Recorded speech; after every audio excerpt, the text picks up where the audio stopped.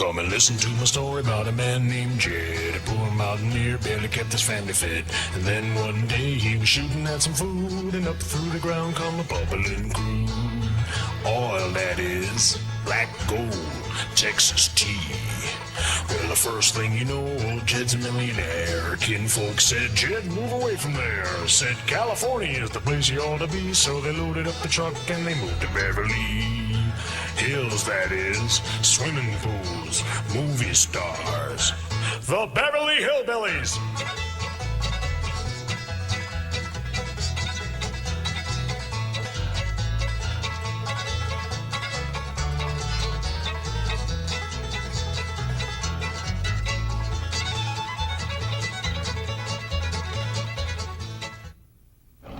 Well, howdy. Well, now, ain't that handy? What's that, Pa? Way the road takes a bend in here, runs right by the front door. No, Mr. Clampett, this is your driveway. It goes with the house. Is this thing a Oh, house? yes, indeed. It was built by John Barrymore, one of our finest actors. Pretty fair stonemason, too. Hey, Jed! This here is dandy soil. Fine, Granny. We'll commence plowing tomorrow. But this is Beverly Hills. Dirt is dirt. Yes, I know, but why don't we look around inside, eh?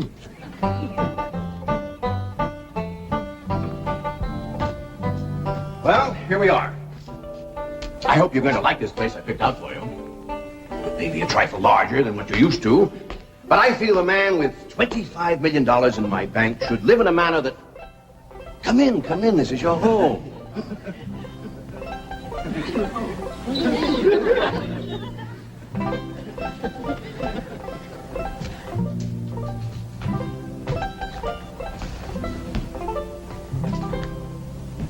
As I say, it may be a bit more than you're used to, but I'm sure you'll be comfortable. Now, my secretary will be over right away to help you with the hiring of servants or whatever problems you may have. She's a very efficient girl, Miss Hathaway. Jed? Jed? Jed? You and Jethro fetching my stove so I can get some victuals to cooking? Oh, you have a beautiful stove. Thank you. Fetch it in, Jed. You scare up some wood, Elly. No, I mean you have a stove already installed in the kitchen. Where's that? I'll show you. Excuse us. Ellie, you go with Granny. She'll still need you to fetch some wood. Sure, Pa. Uncle Jed, guess what? There's a whole nother house up here. Jethro come down from there. Like as not that belonged to somebody else. Jar. This is your kitchen. Oh, and here's the stove. The last word in food preparation. And speaking of food, you'll find everything you could possibly want stored right in here. Eh? Huh? Well, I'll leave you ladies to your culinary delights. Au revoir. Bon appetit. Talks gibberish. You seem to set a great deal of store in this here stove, Granny. Well, we'll see. Elly, you run out and fetch some wood. I'll get a fire to going in here and we'll see. Jethro, I hope it's all right for you to be missing school. Oh, sure, Uncle Jed. They ain't straight in the 5th grade. You're in the 5th grade already? Starting this year. Don't seem like no time at all since I went with your ma to get you started in the 1st grade. You was 6 years old. No bigger than that. We drove clean over to Oxford so you could go to the same school your pa went to. You wouldn't know that town today, Uncle Jed. Oxford? Yes, sir. Well, that town has growed and spread out and built up and just kept getting bigger and bigger. Where today, why, I bet you there must be at least 3 or 4 dozen people living there. A place like that's all right to visit, but I wouldn't want to live there.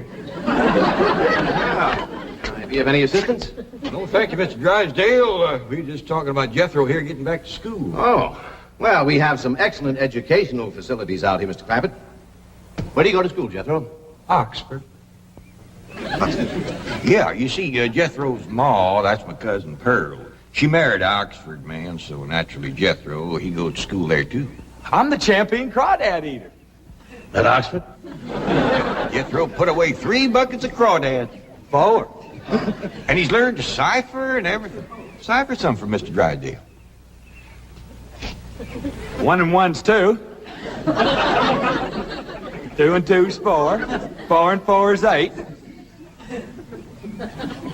I have to take off my shoes to get any further than that. Never mind. I'm sure we're thinking of 2 different Oxfords. You see, this one is very, very famous and very old. That's where Jethro goes to school. Been there since pioneer days. That's how come it got its name. It's where the oxen used to ford the river. So folks took to calling it Oxenford, and later on it got shortened to Oxford. Well, I'll be running. Oh, by the way, here are your keys. My secretary should be over very soon. Well, thank you very much, Mr. Drysdale, for everything you've been doing for us. Oh, it's my pleasure, Mr. Clampett. You see, I'm not only your banker, I'm your next-door neighbor. Well, say, now ain't that nice? Well, now, why don't you bring your missus over tonight for supper, and I'll have Granny womp up a mess of grits and hog jowl. Well, you see, right now my wife is in Boston. Well, that's too bad. When'll she be back? Not too soon, fortunately. I'll see you later. Well, thank you, Mr. Drysdale. So long.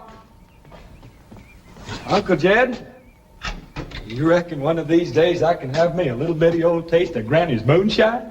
Now, Jethro, you know the family rule about Granny's moonshine?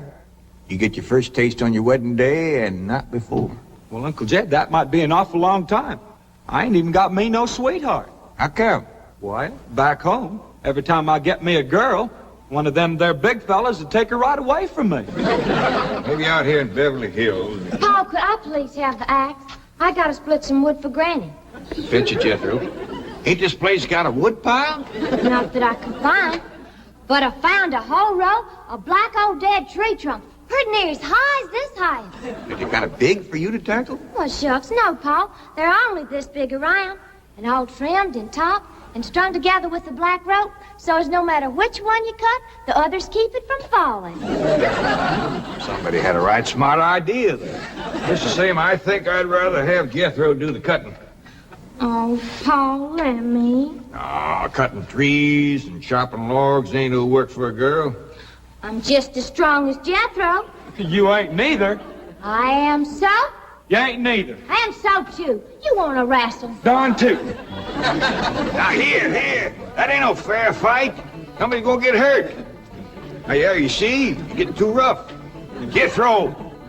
A person can get crippled from a hold like that. Get up from there. I can't, Uncle Jed. You turn him loose and get up from there before I take the strap to the boot. Now, here, you can get out there and chop down one of them tree trunks and saw Granny some nice logs. Yes, sir, Uncle Jed. Could have whooped you if you hadn't tripped me. Hey, come back here and sit down. I want to talk to you. Whoop them fair and square, and I'll do it again. You won't. That's what I want to talk to you about. Elly May, you're getting too big to wrestle with boys. I ain't as big as Jethro. Big that way, I mean, growed up. You're a young lady now. You gotta start minding your manners and fixing yourself up real nice, and wearing dresses. Paul, folks would call me a sissy. It ain't sissy for girls to act like girls. You see, Elly, I raised you like a boy, and I was wrong to do it. I reckon every man liked to have a son, and you was my only young'un. And when your ma passed away, I just decided to turn you into a boy. By the time Granny come to help out, you was too wild to tame. By thunder, you could outrun, out-climb, out-fight, and out-shoot every boy in them hills. I still can, Paul. Yeah, but it ain't fitting. It ain't right for folks to go against nature. Now look at old Duke. Reckon we could turn him into a cat. Of course not. That's right. Because nature made him into a dog. It's the same way nature made you into a girl. Here lately, she's getting more and more positive about it. You mean my ears is growing? No, nothing like that. You're pretty. Oh, Pa. I know you don't like it when I say that, but you like it when the young fellas around here come in saying it, and they will. Only they'll probably be using words, fancy words I won't even understand. But Elly May, ain't nobody can ever tell you how pretty you really are except me. You're the living picture of your mom.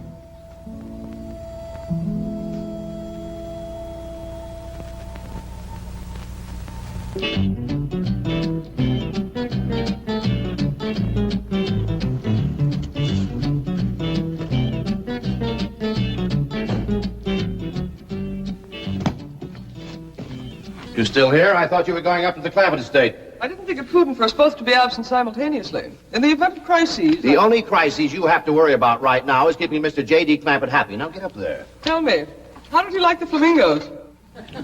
What flamingos? I thought pink flamingos around the swimming pool would add a rather elegant touch. Mr. Clampett is not a man educated to elegance. That will take time.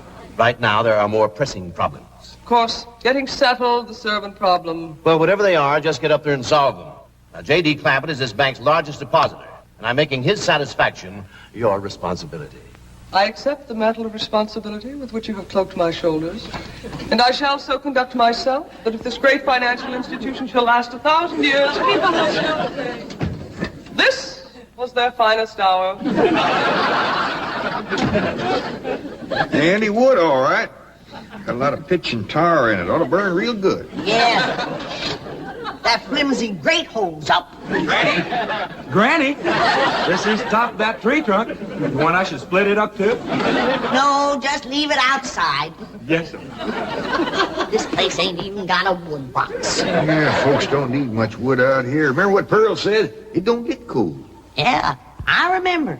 It might not get cold in the day, but it sure freezes solid at night. How you know? I'll show you how I know. Every bit of food in this here storage bin is froze harder than a rock. Yes. Look.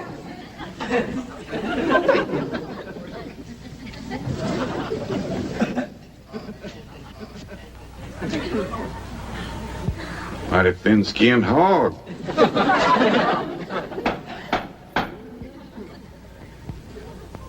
But I'll be doggone. Take me 2 days to thaw out that ham before I can ever cook it.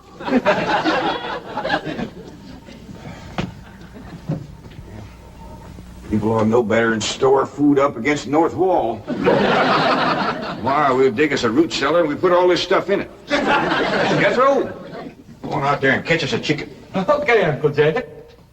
How you know we got chickens? Place this size is bound to have chickens.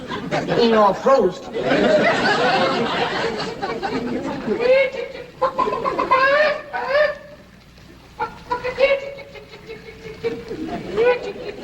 Chick, chick, chick, chick, chick, chick, chick.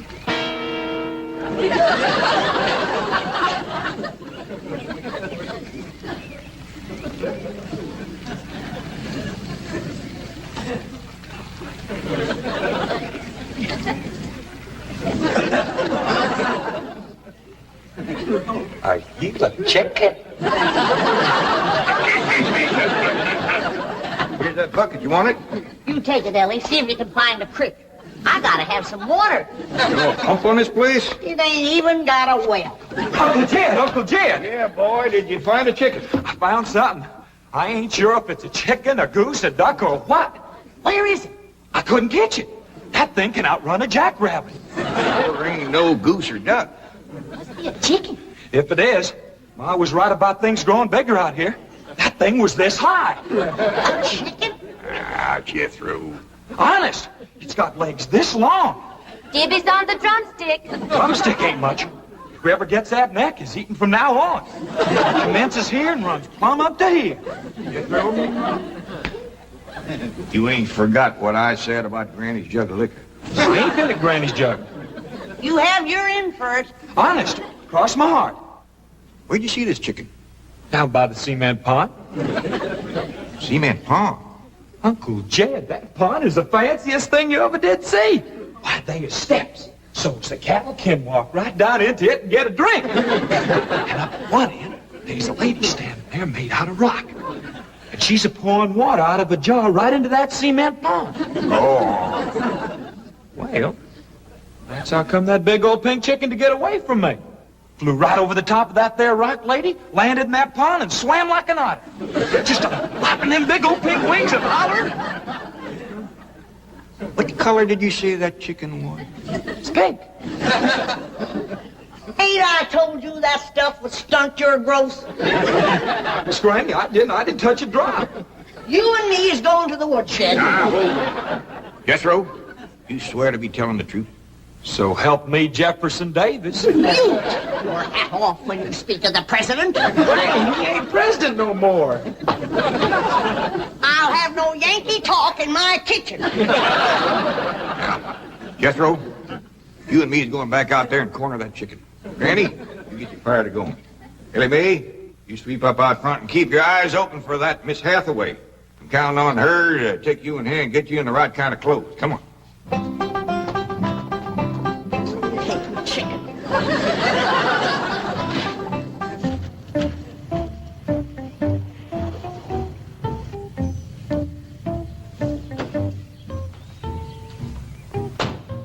You there, young man. I ain't a young man, but I sure do thank you for thinking so. Good heavens, you're a girl. Yeah. I'm Jane Hathaway, executive secretary to Mr. Drysdale. And you, I take it, are a domestic of some sort? Cleaning girl, housemaid. Just what are your duties with Mr. Clampett? Well, he sent me out here to sweep up, but he said you'd take me in hand and get me in the right kind of clothes and everything. Indeed, I shall. We have a complete servant's wardrobe from chef to chauffeur. Come with me. What in the name of Thomas Chippendale is this? Has Mr. Clampett seen this disgraceful and unsightly mound of debris? Oh, yes, ma'am. This is all his.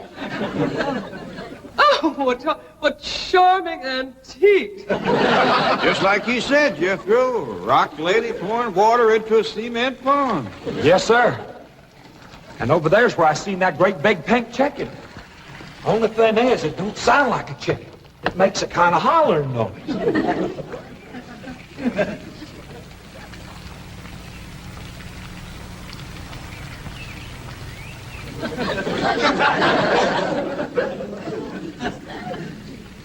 Reckon you'd make a hollering noise, too, if you was to lay egg like that. Man, oh, man.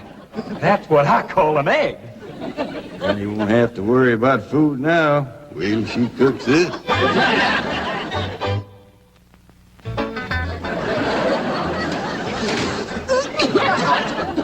That blame city stove don't draw worth nothing. Granny, look at this egg. What's all the smoke? Stove don't work.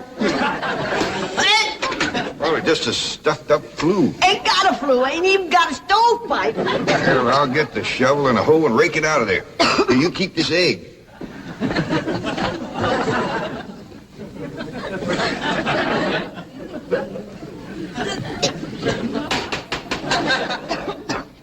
Just like everything else out here. Froze solid.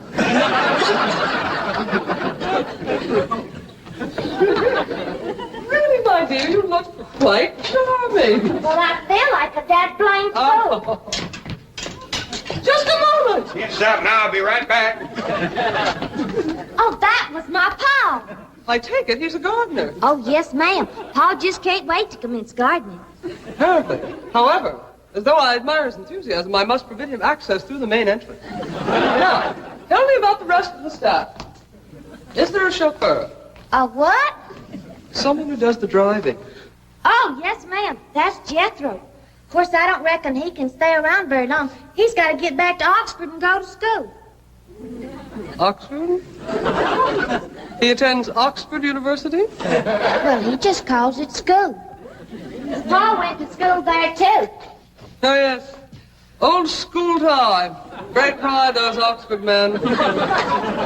Sorry I couldn't stop before. Granny was having trouble in the kitchen. Pa, do I have to wear this here stuff that Miss Hathaway... No, there can be no appeal from Mr. Clampett's orders. Thank you, ma'am. Glad to see you taking a firm hand. Elly May, that's right pretty. Makes you look taller. She's got me walking on pegs. We'll run in and show Granny. And get rid of those old clothes, dear. Granny, I presume, is the cook. Yes, ma'am, but she ain't too happy about it right now. I shall deal with her directly.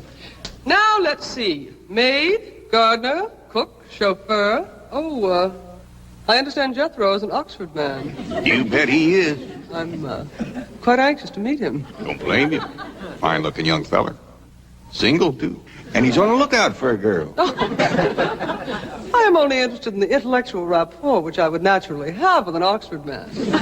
I presume he went to Eton as a boy. If I know Jethro, he went to Eton the minute he was born. Yes, of course. I suppose his father matriculated him.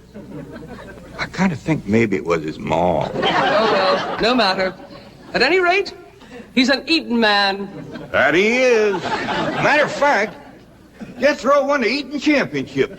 Oh, marvelous. What was he champion of? Eton. Yes, I know. But what was it?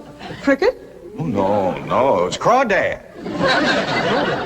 I don't think even Jethro would eat crickets. I was referring to the game. Jed, where's the axe? I bet you, Granny, you talk to Miss Hathaway. And just why does Cook need an axe? I've hit this with everything I could lay a hand to. I even whomped it with an iron skillet. You are supposed to hit it with a croquet mallet. All right, where is it? I don't think I'll tell you. There is a time for work and a time for play. Now then, what are we cooking for Mr. Clampett? Well, I don't know what you're cooking him, but if he wants any victuals from me, somebody better shoot a possum. Possum? You got a better idea? But of course, a nice big fluffy souffle. All right. You shoot it and you skin it. You don't even know what a souffle is. What kind of a cook are you? I'm a cook with a stove that don't draw, food that's froze solid, chickens that can't be caught, eggs that can't be broke, and a smart alecky city woman telling me my business. That's what kind of a cook I am. Mind your tongue, little woman. I can have your job. You sure can, and the sooner the better. Jethro's coming, and just wait till you see what he's got. Thank heaven. Now I can have an intelligent conversation. Look, Granny, I caught that big chicken. I hope it ain't as tough as its egg. That is a flamingo. Oh, no, ma'am. That's my nephew, Jethro. Jethro, say hello to Miss Hathaway.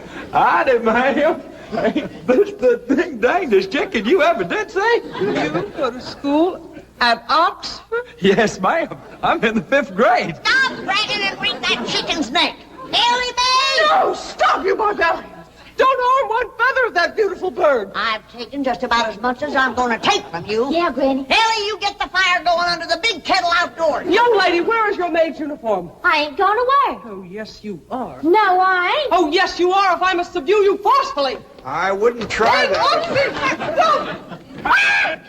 Don't! Tried to tell you. You trust me. I'll set on her, Elly. You get the fire to go. Now, here, Granny. Come on, let her up. Get off of her. You are discharged. All of you. Sacked. Fired. I am the most incompetent, insubordinate, belligerent group of domestics it has ever been my misfortune. Hathaway. Ah, Chief. You're just in time to help me take disciplinary action. You're fired. I've already told them. Not them, you. These people are the Clampetts. Clampett? Yes, that's right. Now go back to the office and pick up your severance pay. You are through. Now, Mr. Drysdale, hold on a spell. I reckon there's been a kind of a misunderstanding. But this little lady's been a right big help to us. Why, she fit in just like one of the family. Matter of fact, her and me is going out hunting. Ain't that right, Miss Hathaway? Yes, indeed. Yeah. Jethro, you can take that pink chicken back out to the ce-ment pond. We're going out and shoot us a nice, big, fluffy souffle.